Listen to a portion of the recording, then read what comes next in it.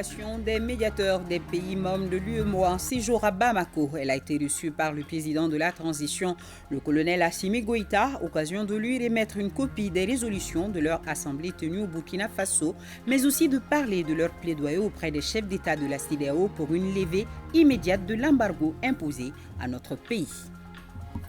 Justement, demain 3 juillet à Accra, au Ghana, on saura si l'embargo sera levé ou pas.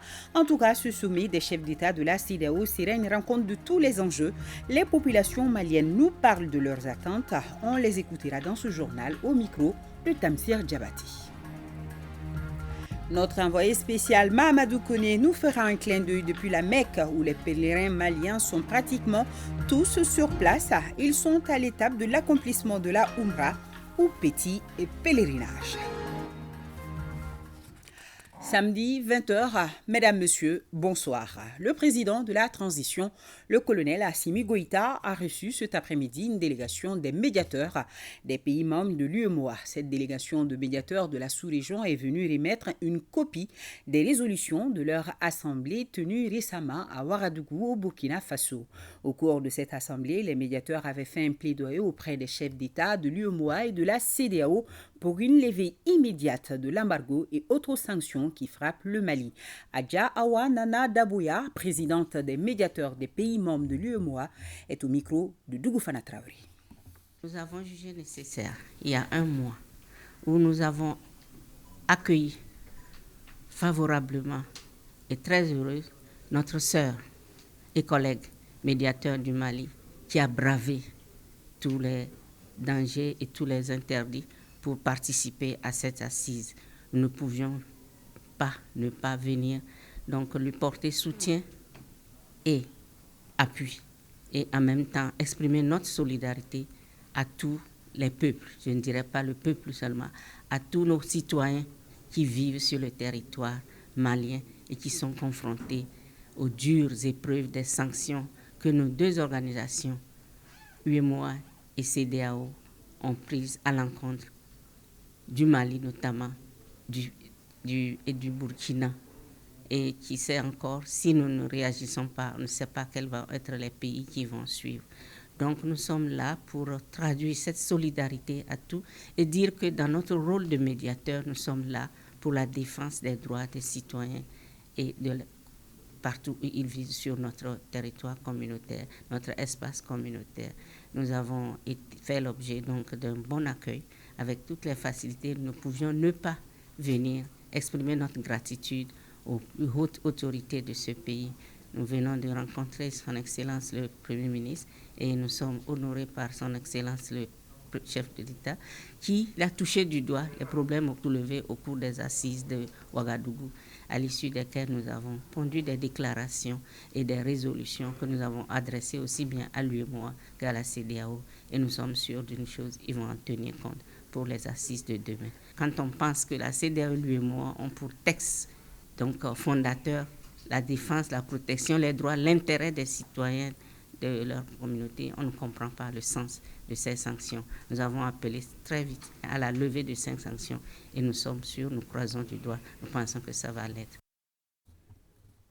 Poursuivons avec la délégation des médiateurs des pays membres de l'espace UEMOA avec le Premier ministre. Il a été question également de leur soutien au peuple malien qui traverse actuellement une période assez délicate. Le chef du gouvernement n'a pas manqué de saluer cette attention particulière. Il a par ailleurs tenu à expliquer à ses interlocuteurs les conditions profondes dans lesquelles la transition est intervenue au Mali. Adama Djimdi, reportage. Les sanctions imposées à notre pays par la CEDEAO et l'UEMOA préoccupent de plus en plus ses amis. C'est ainsi qu'une délégation de l'Association des médiateurs des pays de l'UEMOA a été reçue en audience cet après-midi par le Premier ministre Dr Choguel Kokala Maïga. La mission est venue réaffirmer son engagement à l'ensemble du peuple malien qui traverse une période difficile ces temps-ci. Nous sommes venus soutenir le peuple malien. Je dirais même au-delà, tout le peuple de l'Afrique de l'Ouest, parce que c'est une communauté. Et en soustrayant un pays ou deux pays de cette communauté, nous faisons du mal à tout l'ensemble. Le Premier ministre a expliqué à ses interlocuteurs les causes profondes de la crise qui a abouti à la transition. À la CEDEAO, ils ont ramené tout le processus de transition à des élections. On a dit, mais on a fait 30 ans, on ne fait que des élections démocratiques. On continue de sombrer. Donc il faut s'interroger. L'élection, c'est un élément, mais il faut maintenant des objectifs. Il y en a 5. L'amélioration de la situation sécuritaire. La deuxième exigence du peuple insurgé, la lutte contre l'impunité et la corruption. Donc troisième exigence des réformes politiques. Ensuite, l'étincelle qui a mis le feu aux poudres, c'est le résultat des élections législatives. Donc les Maliens ont dit, plus jamais on doit laisser planer du doute sur les résultats des élections. C'est donc dit, mettons un organe unique, indépendant, pour organiser les élections, pour minimiser les risques de contestation des élections. Et enfin, nous avons ce que vous connaissez, l'accord pour la paix et la réconciliation nationale issu du processus d'Alger, qui a été rejeté par une bonne partie des Maliens dès sa signature, parce qu'ils disaient que c'est un accord qui contient les germes de la partition du Mali. Après tous ces détails, les médiateurs sont plus qu'édifiés sur la crise qui oppose le Mali à la communauté ouest-africaine. À présent, tous les regards sont tournés vers Accra ce dimanche pour certainement la levée des sanctions. En tout cas, c'est le souhait émis par tous les Maliens.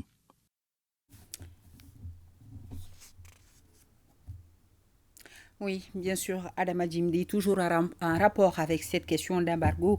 Poursuivons à présent avec le ministre des Affaires étrangères qui était l'invité 20h d'hier vendredi. Avec lui, il a été question de la tenue du sommet des chefs d'État de la CEDEAO à Accra au Ghana. Demain, 3 juillet, Abdoulaye Diop a fait part des attentes du Mali. Je vous propose de l'écouter.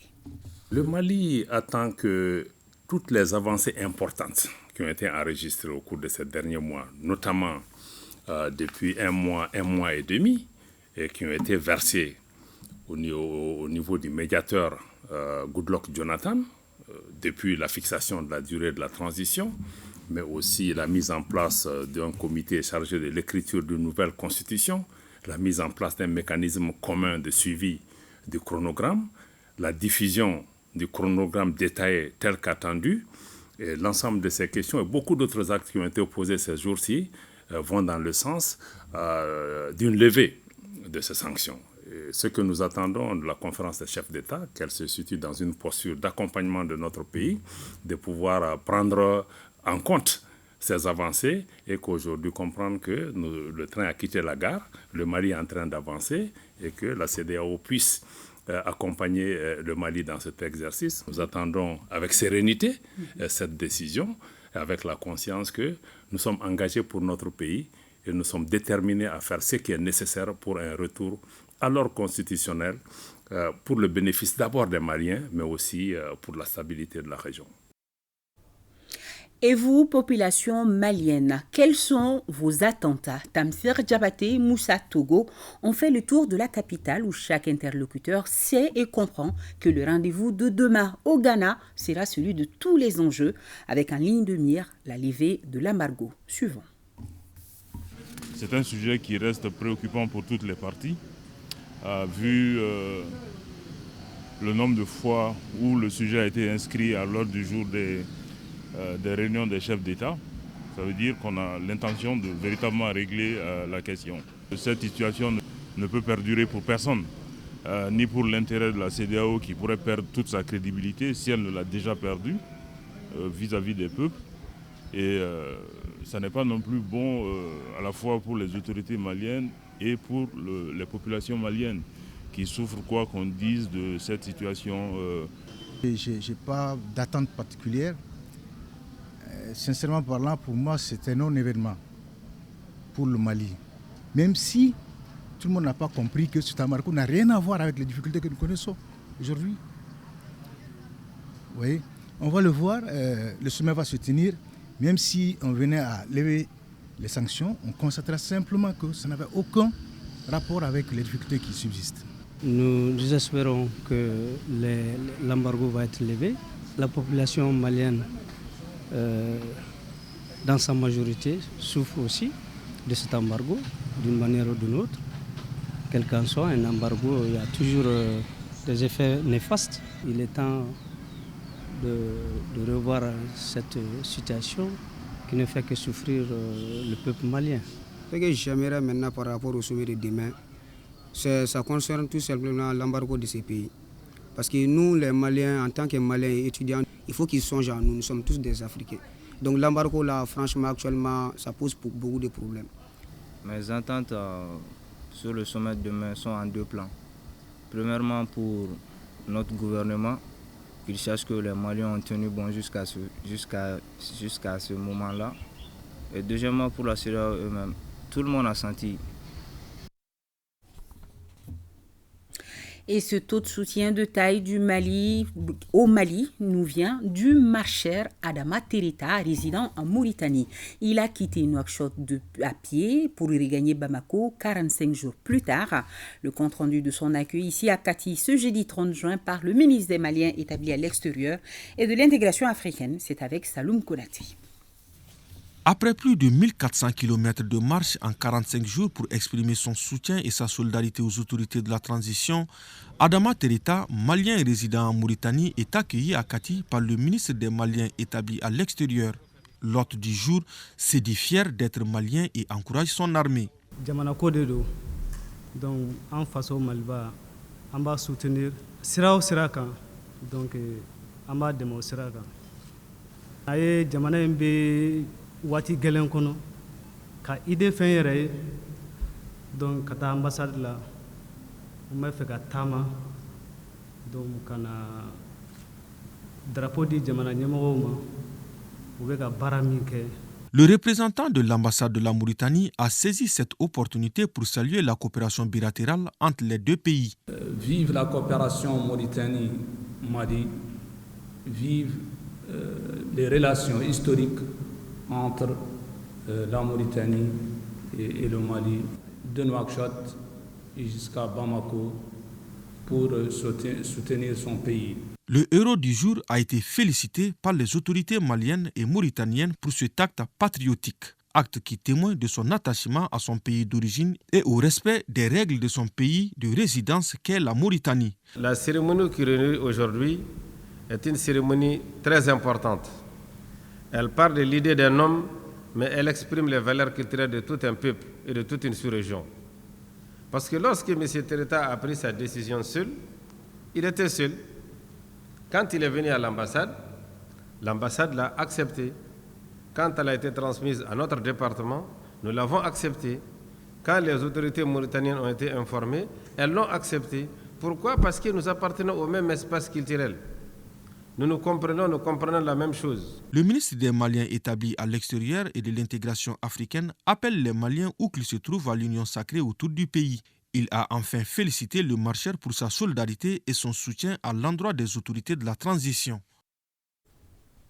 Voilà, tenue demain donc à Accra, au Ghana, du sommet des chefs d'État de la CEDEAO, où il sera question du Mali. Revenons au chef du gouvernement qui a rencontré les membres du Rotary International District 901. Ils ont porté à la connaissance du Premier ministre que le Mali va abriter bientôt 2 événements majeurs de leur organisation. Il s'agit de la passation du collier de la présidence du Rotary International District 901 qui compte 10 pays et 10 pays dont le collier sera passé à un Malien et la tenue de l'Assemblée et la conférence du district prévue en 2023. Fousseini Tounkara. Cette délégation devant le Premier ministre appartient au Rotary International District 9101. Pour la présente rencontre, elle informe le chef de gouvernement de la tenue de 2 événements majeurs qui doivent se tenir ici à Bamako. Le premier grand événement, c'est notre conférence et assemblée du district. Et nous nous attendons à une participation d'à peu près 1000 Rotariens ici au Mali. Et c'est un événement qui ne pourra se passer sous silence. Et parce que ça se passera bien sûr avec le soutien et l'apport de nos autorités au plus haut niveau. La deuxième activité pour laquelle nous allons vous solliciter, c'est la passation de collier qui va se passer entre le gouverneur sortant, Christopher Foster de la Sierra Leone, et notre gouverneur Sani Akwafa qui va prendre les rênes du district.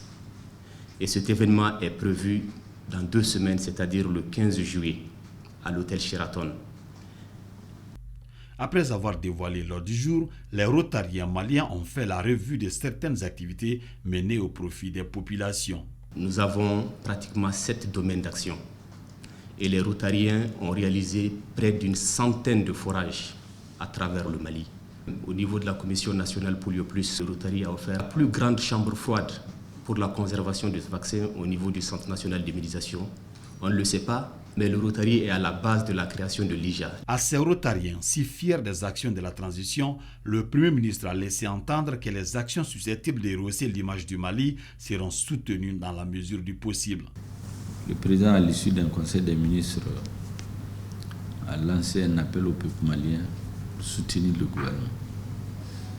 Ce jour, nous avons vu quelque chose d'inédit dans l'histoire contemporaine de notre pays.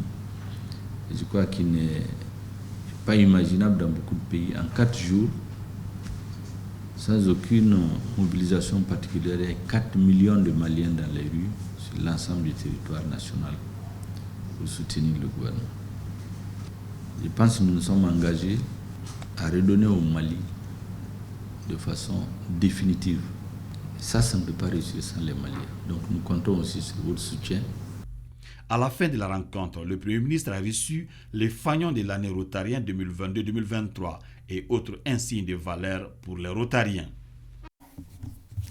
Sur un tout autre point, hier vendredi, le Conseil national de la transition a clos sa session d'avril 2022 par l'examen et l'adoption de projets de loi portant règlement des budgets d'État de l'année 2016-2017 ainsi que le projet de loi d'habilitation. Ces projets de loi sont initiés respectivement par le ministre de l'Économie et des Finances ainsi que celui de la refondation de l'État chargé des relations avec les institutions. Nouhoum Sissoko pour les explications. La Commission des finances, de l'économie, du plan, de la promotion du secteur privé des industries et des mines du CNT, Conseil national de transition, a été saisie au fond pour l'examen de la loi de règlement des budgets d'État 2016 et 2017. Les projets de loi en question ont été respectivement adoptés en Conseil des ministres le 29 décembre 2017 et le 20 décembre 2018. Suite à une demande du président du CNT, le Premier ministre a instruit la réédition de ces projets de loi tous transmis le 25 avril 2022 pour délibération. Les présents projets de loi de règlement rendent compte au Conseil national de transition du résultat de l'exécution du budget d'État 2016 et 2017, constatent leur règlement définitif en vue de donner quitus aux gestionnaires.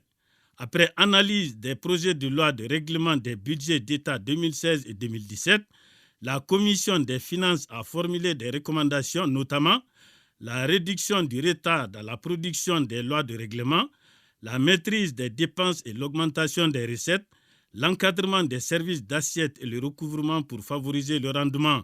Les membres du CNT ont voté par projet de loi de règlement, 110 voix pour, 0 contre et 0 abstention. La loi de règlement traduit si réellement le ministère a pu mettre en œuvre toute la politique économique, tout ce qui avait été adopté a pu être mis en œuvre. Le ministère de l'économie et des finances, depuis un certain temps, comme vous constatez, nous sommes un peu en retard.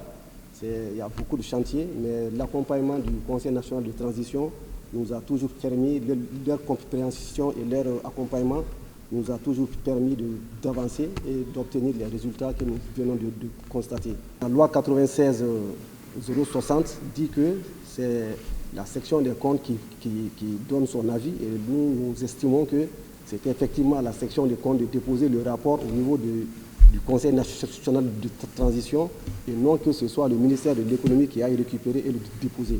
Aussi, la Commission des lois constitutionnelles, de la législation, de la justice, des droits de l'homme et des institutions a été saisie pour l'étude au fond du projet de loi portant autorisation du gouvernement par le Conseil national de transition à prendre certaines mesures par ordonnance. Ce projet de loi initié par le ministre de la refondation de l'État, chargé des relations avec les institutions, a été adopté par le Conseil des ministres du 29 juin 2022. Il permet au gouvernement de prendre certaines mesures par ordonnance durant la période comprise entre la fin de la session ordinaire d'avril 2022 et l'ouverture de la session ordinaire d'octobre 2022. Les domaines concernés par l'habilitation sont la création, l'organisation et le contrôle des services publics et organismes publics, l'organisation de la production, les statuts du personnel, les traités et accords internationaux. La loi d'habilitation a été adoptée par le CNT 110 voix pour, 0 contre et 0 abstention. Un mot du programme national d'éducation aux valeurs. Le ministre de la Refondation de l'État échange sur le document avec plusieurs autres de ses collègues du gouvernement. Alpha Maïga pour plus de détails. Ici, c'est dans la dynamique de finaliser le document du programme national d'éducation aux valeurs que certains membres du gouvernement sont réunis. Le programme en question qui est exposé a pour mission de préparer un cadre référentiel général du système des valeurs. Valeurs axées sur une autorité parentale saine et viable. L'objectif visé, c'est évidemment de contribuer à la reconstruction du Malien nouveau. Parce qu'en réalité, la perte des valeurs a conduit notre pays à la dérive dans laquelle nous nous trouvons aujourd'hui. Les ministres qui doivent s'approprier, améliorer et finaliser le document ont tenu à saluer le travail accompli. Un travail patriotique qui participe de la refondation de l'État. Les quelques suggestions portées sont la culture de l'unité africaine, la question des langues nationales, entre autres. Si nous sommes en dehors des valeurs, c'est parce que nos langues n'ont jamais été mises en exergue dans l'espace public. C'est que nos langues n'ont même pas un statut de langue officielle de travail. C'est aberrant, 60 ans après les indépendances. Le projet de loi qui est sur la table de l'Assemblée nationale, donc du CNT aujourd'hui, soit adopté véritablement en l'articulant avec le document de politique linguistique qui a été adopté par le gouvernement depuis le 3 décembre 2014. Ce n'est qu'une étape. Une autre étape serait justement d'aller à une intégration des observations faites pour justement la finalisation du document et la prochaine étape sera la remise officielle du document aux autres autorités. Le président de la transition, chef de l'État, son Excellence Assimi Goïta, qui a voulu que désormais nos valeurs sociétales, nos principes de vie puissent être enseignés à chaque étape de la vie du Malien pour que justement il soit conscient de qui il est, d'où il vient, où il va, comment y aller. En termes de perspective, l'élaboration de plans d'action sectoriels et de communication. À ceci s'ajoutent les modalités de mise en œuvre et un mécanisme de veille, de suivi et bien entendu d'évaluation. Au lycée Ba-Aminata Diallo, centre unique, 1480 candidats détenteurs de master participent au concours direct de recrutement des assistants dans les universités et instituts. Il se tient donc au lycée Ba-Aminata Diallo et le lancement s'est fait en présence donc du ministre de l'enseignement supérieur qui n'a pas hésité à prodiguer des conseils aux futurs professeurs assistants. Fadema Keita. Ce sont les candidats diplômés en droit privé en quête du titre d'assistant au niveau supérieur qui ont l'insigne honneur de recevoir le ministre de l'Enseignement supérieur et de la Recherche scientifique pour l'ouverture de l'enveloppe contenant l'épreuve de culture générale. Dans ce centre unique de recrutement direct des assistants, bien avant ce jour J, toutes les dispositions techniques et transparentes préalables avaient été prises. 30 salles pour 60 surveillants à raison de 2 surveillants par salle. Et il y a le règlement des examens et la police de surveillance qui régule tout ça. Donc, tout téléphone saisi dans la salle est un cas de fraude. Donc, tout cas de fraude aussi est une expulsion. Et les surveillants aussi sont effectivement des enseignants chevronnés. Je rappelle qu'il y a 112 candidatures qui ont été rejetées pour non-conformité, effectivement, soit au diplôme ou en tout cas d'âge, dépassement d'âge. Ceux qui sont recrutés, c'est les détenteurs de doctorat. Ils sont 1480 candidats détenteurs, chacun des masters en droit public ou privé, en économie, en sciences de la communication, en sport et activités physiques et autres, inscrits à ce concours. Chacun tient à être parmi les 58 assistants à recruter par voie de concours. Le ministre, après s'être rendu dans quelques salles, s'est dit satisfait du déroulement. Et nous avons tenu justement à être présents aujourd'hui pour faire comprendre aux candidats qu'un concours est une affaire très sérieuse et que nous avons pris toutes les dispositions pour que ça se passe dans les meilleures conditions. Et nous avons aussi reçu les consignes des plus hautes autorités, à commencer par le président de la transition et le Premier ministre, qui tiennent à ce que tout cela se passe dans les conditions de transparence et de sincérité, et qui ne puissent pas du tout entacher les résultats qui sortiront à la fin de ce concours. Et nous avons aussi tenu à encourager les candidats. La proclamation définitive des résultats est prévue pour le 22 août 2022 nous rassure le cabinet du département. Les 58 heureux candidats assistants vont s'ajouter aux 59 docteurs recrutés sur titre. Ce qui signifie que 117, c'est le besoin exprimé cette année pour réduire le déficit de professeurs et d'assistants dans les universités et instituts d'enseignement supérieur du pays. Un mot de la participation du président du Conseil économique, social et culturel, Yacouba Katile, aux travaux du Conseil d'administration et de l'Assemblée générale de l'Association internationale des conseils économiques et sociaux et institutions similaires tenus du 27 au 28 juin dernier à Athènes, en Grèce. Saloum Konaté, commentaire. La présentation et l'adoption des rapports d'activité et financiers de l'exercice 2021, le point sur le partenariat entre l'AISE6 et l'Organisation internationale du travail OIT, ainsi qu'avec le Conseil économique des Nations unies ECOSOC, la désignation du pays devant abriter le prochain conseil d'administration ont constitué en substance les principales articulations de la rencontre.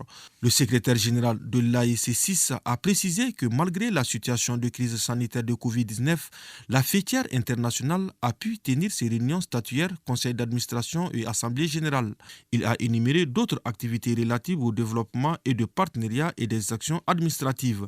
Quant au rapport financier, après une présentation succincte, M. Xirafi a indiqué que l'état financier de l'AISE6 est au beau fixe. Dans le cadre du partenariat avec l'ECOSOC, le président du Conseil économique, social et culturel, M. Yacouba Katile, a suggéré de mettre le curseur sur une meilleure appropriation des différents outils des objectifs sur le développement durable au niveau national. La rencontre d'Athènes a entériné la tenue de la conférence conjointe entre l'OIT et l'AISE6 au mois de mars 2023 à Alger. C'est la République de Serbie qui a été désignée pour abriter la prochaine réunion du Conseil d'administration en décembre 2022. Madame Lydia Mikeva, présidente de la Chambre civique de la Fédération de Russie et présidente en exercice de l'AISE6, a informé les participants que la prochaine Assemblée générale se tiendra à Moscou en 2023. Il convient de rappeler que l'AISE6 réunit en son sein les conseils économiques et sociaux de 4 continents que sont l'Afrique, l'Europe, l'Asie et l'Amérique. Et le Conseil économique, social et culturel du Mali est membre de son conseil d'administration. Et cette cérémonie inoubliable ici au Mali pour le commandement de l'état-major de l'armée de terre. C'est l'inauguration de son poste, une première rénovation depuis la cession de notre pays à l'indépendance. Les chefs d'état-major et directeurs des services ont pris part à la cérémonie. Valentin Roger Diallo également pour Mali Actualité. Il y a désormais un air de nouveauté à l'état-major armée de terre avec la rénovation du poste de commandement. Cette rénovation a permis d'avoir des bâtiments flambant neufs comme la mutuelle de l'armée de terre, l'infirmerie de la garnison, la devanture du poste de commandement et ses bureaux. Une rénovation qui s'inscrit dans le cadre de la modernisation de l'armée de terre. L'événement aujourd'hui s'inscrit dans le cadre de la modernisation et de la montée en puissance de l'armée de terre. Le présent projet a été réalisé grâce à l'appui de toute la hiérarchie militaire. Nous sommes convaincus qu'en plus de l'équipement de nos unités, l'atteinte des objectifs fixés par le chef d'état-major général des armées requiert la réalisation d'infrastructures. Le chef d'état-major général des armées souligne que la montée en puissance des FAMA passe par l'amélioration des conditions de vie et de travail des hommes. Il faut travailler pour que les gens voient et laisser les gens commander. Et ce que nous venons de voir, c'est ça, au niveau de l'armée, c'est la montée en puissance. Et la montée en puissance, moi je le qualifie en 3 points. Ça y est, le travail pour renforcer les conditions de vie et de travail des hommes, ce que nous venons de voir. Ça y est, le travail pour renforcer les capacités opérationnelles de nos unités pour qu'on puisse faire face aux défis sécuritaires. Et ça y est, de garantir la cohérence entre le niveau politique, le niveau stratégique, le niveau opérationnel et le niveau tactique. Parce que voici les 3 piliers sur lesquels vraiment moi je vois un peu cette montée en puissance. Et ce que nous venons de voir, vraiment ça caractérise vraiment tout ça. En outre, il exhorte la hiérarchie militaire à s'inspirer de cet exemple afin de laisser des traces indélébiles à leurs successeurs. Et toutes nos excuses pour la qualité des images des différents intervenants. Le directeur du service national des jeunes a tenu la 5e session de son conseil d'administration. Isaac Tchenou nous en parle. Avec pour mission de contribuer à l'éducation, la formation physique, civique, militaire et professionnelle des jeunes, le service national des jeunes SNJ participe de manière effective au développement du pays et à la mobilisation pour les besoins de la défense nationale. La structure qui tient ce jeudi sa 5e session de son conseil d'administration et réalise de belles performances. un conseil qui donnera quitus à la structure pour aller de l'avant. Déjà, cette année, les admis à la fonction publique devront s'acquitter de leurs devoirs civiques. On s'apprête à faire rentrer une troisième cohorte qui va concerner les admis de la fonction publique de l'État. Maintenant, la cohorte des fonctionnaires, ça sera uniquement la formation militaire. Après la formation militaire, ils vont rejoindre leur domaine d'activité. Nous avons formé maintenant, avec la nouvelle formule, nous avons formé deux cohortes, une première et une deuxième, ça sera la troisième. Ensuite, nous avons acquis une parcelle à Sunsunkoro pour la construction du centre de formation. Et le ministre nous a octroyé 5 hectares dans la zone aéroportière pour la construction du siège. La formation SNJ constitue un formidable levier pour permettre au Mali de sentir la présence de l'État dans les différentes localités. Le présent conseil d'administration se tient à un moment où le développement du capital humain constitue la pierre angulaire de la consolidation de l'État et du développement de notre pays. J'invite par la même occasion les membres du conseil d'administration à vulgariser tout le sens de cette formation de fonctionnaires et le sens patriotique qui la sous-tend.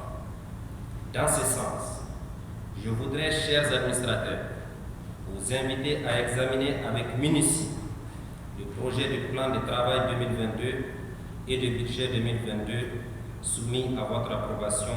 Cette année, le budget de SNJ s'élève à un peu plus de 1 milliard de francs CFA, soit une hausse de 17%.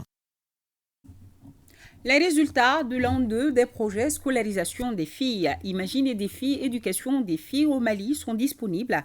Ils ont été présentés à la faveur d'une rencontre, nous dit Nouhoum Sissoko.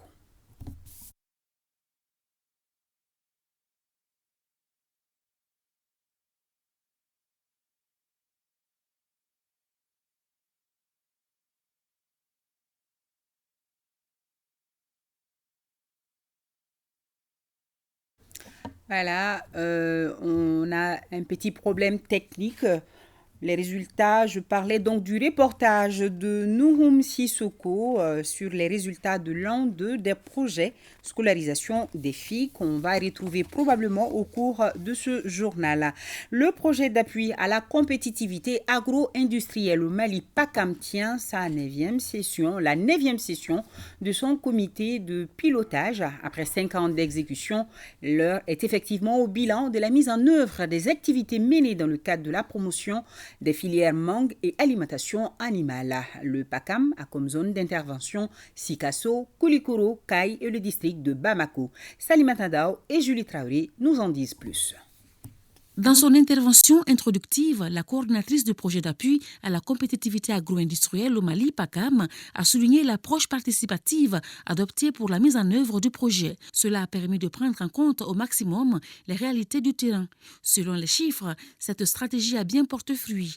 À quelques semaines de la fin du projet de 5 ans, le taux d'exécution du budget global est évalué à 81,51% et 99% de taux d'exécution physique. Il était prévu que nous réalisions des pistes rurales pour désenclaver les bassins de production à Sikasso et en Folida, ce qui a été fait.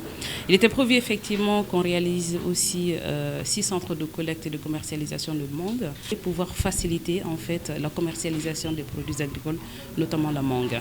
Il était prévu aussi qu'on fasse une plateforme d'embauche autour de la ham industrie pour pouvoir avoir des animaux en qualité et en quantité. Pour boucler le projet dans toutes ses composantes et avoir un impact significatif dans les zones d'intervention, le ministre en charge du développement rural a entrepris une démarche auprès des bailleurs de fonds.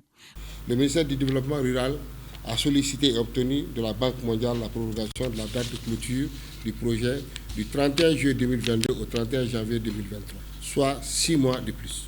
Il nous revient aujourd'hui de procéder à une revue technique et financière afin de procéder à l'évaluation des activités qui étaient prévues au premier semestre 2022 et qui avaient été validées ici même en novembre dernier. Une fois que le projet se retire, notre préoccupation, c'est que l'après-projet soit assuré. Ça, c'est une partie du travail des services techniques. Mais ce travail ne saurait se faire sans les bénéficiaires. Les ouvrages qui ont été réalisés, qu'ils en prennent soin. l'équipe du PACAM prépare un dossier pour le financement d'une nouvelle phase. Son acquisition serait un vecteur de consolidation et de pérennisation des acquis de la phase en cours de finition. Et le reportage sur les résultats de l'un des projets scolarisation des filles, Imagine et défi éducation des filles au Mali, à retrouver dans nos éditions de demain avec Nouhoum Sissoko et ce clin d'œil depuis la Mecque de nos envoyés spéciaux Mahamadou Kone, Mamadou Sidibé, Saïd Mohamed Lamine Diarra, où les pèlerins maliens sont pratiquement tous sur place. Ils sont à l'étape de l'accomplissement de la Umrah ou petit pèlerinage. Suivons ensemble. Où la Mecque constitue le démarrage effectif du Hajj. Avant de s'y rendre, les pèlerins font le lavage de purification et portent l'Iram, la tenue de sacralisation, dans leur résidence de Médine ou à Zul Hulayfa, à la sortie de la ville. C'est là où ils formulent l'intention d'accomplir les rites du pèlerinage.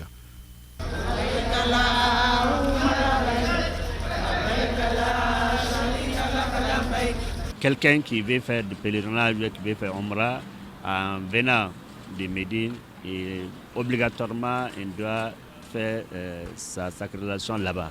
Quand il le dépasse sans le faire, il sera obligé quand même de faire une émulation. C'est pour cela qu'on est tous obligés de le faire là-bas. Là-bas, on ne fait que former l'intention, en tant que labbaik Allahumma Umrah. Allah, j'ai répondu à votre appel avec un Umrah, avec une visite pour votre lieu sacré. Une fois à la Mecque et après leur installation à l'hôtel, les fidèles, tout en gardant la tenue de sacralisation, se rendent à la grande mosquée pour accomplir l'Umrah ou le petit pèlerinage. Arrivé ici, vous allez commencer directement avec le tawaf qu'on appelle la gravitation. On le fait 7 tours et pour les hommes, ils doivent exposer leur épaule droite. Vous avez le choix de faire n'importe quelle invocation, tout ce que vous avez comme souci pour vous-même, pour votre famille, pour ici-bas, pour l'au-delà, vous avez le droit de tout faire cela. Et vous dirigez vers entre les deux montagnes, Safa et Marwa, qu'on appelle Saï. Et ça aussi, vous allez faire ça 7 fois.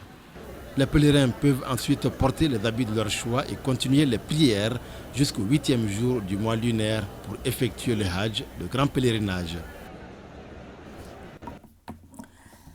Ce qui nous amène à faire le point Covid de ce 2 juillet 2022. 2 cas positifs, 0 guéris, 0 décès. 21 personnes sont sous traitement pour vous protéger et protéger les autres. Suivez les mesures de prévention et faites-vous vacciner.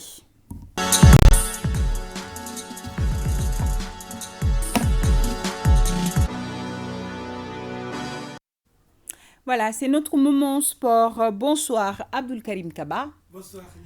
Ça fait un petit bon moment qu'on ne s'est pas vu. Tout à fait. Alors, nous allons commencer donc avec le tournoi Interligue de volleyball des hommes à Bougouni. Dans la capitale du Bani-Monestier, 8 équipes réparties en 2 poules prennent part à ce tournoi Interligue des hommes. Dans la poule A, il y a les équipes des Milieux de Logement, l'AS Commune 4, Caille et Sikassou. L'AS Commune 5, l'USFAS, Koulikoro et Ségou composent la poule B. Le tournoi Interligue de volleyball des hommes de la Fédération malienne de volleyball et ses partenaires, à travers le Comité national olympique et sportif du Mali, est parrainé par le gouverneur de la région de Bougouni, général Keba Sangari. Les finales sont prévues pour demain après-midi. On va continuer avec le basketball. La 10e journée du championnat national se poursuit au Palais des Sports. Déjà, chez les messieurs, le Djoliba Assis a perdu 52-53 devant Attack Club de Kidal. L'ASL a été battu par 51-66 par le Stade malien de Bamako. En dame, le Djoliba Assis l'emporte 66-61 face à Attack Club de Kidal. Et l'ASL n'a pas fait le poids devant le Stade malien de Bamako qui gagne 56-31. Coupe du monde de basketball de moins de 17 ans en Espagne. Le Mali a été battu aujourd'hui 56-65 par la Slovénie dans le groupe C. Demain, le Mali affrontera le Liban. Rappelons que le Mali est logé dans le groupe C avec la Slovénie, le Liban et les États-Unis. Par ailleurs, dans le cadre des éliminatoires zone Afrique de la Coupe du Monde FIBA 2023, l'équipe nationale du Mali a perdu ses 2 rencontres par forfait, hier contre l'Ouganda et aujourd'hui contre le Nigeria. Selon le règlement officiel du basketball, si une équipe perd par forfait 2 fois dans le même tournoi, elle est disqualifiée du tournoi et les résultats des matchs joués par cette équipe sont annulés, selon un communiqué de FIBA Afrique publié aujourd'hui. Alors, nous allons continuer avec les Aiglons qui se préparent en vue du tournoi zonal de qualification pour la CAN 2023. Il s'agit bien des juniors. Depuis plus de 2 mois, le sélectionneur national des juniors, Demba Mamadou Traoré, travaille sans relâche pour bâtir une équipe nationale junior homogène et compétitive, capable de briller au plan continental et international. L'ex-sélectionneur des cadets, qui connaît du bout des doigts le football de jeunes, s'est vite évertué à former un premier noyau de 43 joueurs. L'effectif travaille activement et c'est un mélange de jeunes joueurs pétris de talent qui viennent des clubs de première et deuxième division et des centres de formation. Le premier objectif pour le coach Demba est de décrocher d'abord le billet qualificatif pour la phase finale de la prochaine CAN Junior. Pour cela, les Aiglons devront aller chercher dans quelques semaines en Mauritanie, parmi les 8 pays, l'un des 2 tickets qualificatifs à l'occasion du tournoi zonal du 28 août au 10 septembre. Bonne chance donc, coach Demba et ses poulets. Oui, nous disons bonne chance à nos Aiglons. Et vous allez nous dire que c'est ce qu'il fallait retenir pour ce soir, n'est-ce pas, Abdulkarim Kaba? Oui. Merci beaucoup. La suite de ce journal, le professeur Drissa Diakité n'est plus. L'enseignant écrivain s'est éteint hier soir, président d'honneur du Parena, auteur de l'hymne du SNID et du Parena, acteur majeur de mars 91. Tous ses chemins menaient au Mandé, chercheur historien né il y a 68 ans à Baraouli, professeur d'enseignement supérieur de profession, écrivain de vocation, partisan de la transmission des connaissances. Il était un spécialiste reconnu de l'Empire du Mali et du Sosso. Marié et père de 3 enfants, il était chevalier de l'Ordre national du Mali, chevalier de l'Ordre national des Palmes académiques de France ou du CAMES. En guise d'hommage à l'illustre disparu, l'ORTM rediffuse demain dimanche à partir de 15h le tout premier numéro de l'émission Agora, dont il était l'écrivain invité. Dorampé, professeur. Cette autre grande perte, l'ORTM en deuil. L'un de ses caméramans les plus dévoués, Seydou Kamara, est décédé ce samedi suite à une longue maladie. Caméraman formé en Hongrie, il sera déployé dans les régions pour la prise de vue, d'abord au centre de production radiophonique de Mopti, puis à Gao, puis de Gao. Il revient à Bamako pour la télévision nationale. Au crépuscule de sa carrière, il renforce l'effectif de l'ORTM de Ségou. Ses obsèques sont prévues demain, dimanche 3 juillet 2022 à 10h à Médina-Koura, près du marché. Dorampé Ringo, comme on l'appelait, qui son âme repose en paix. Voilà, sur ce prend fin ce journal. Bonsoir.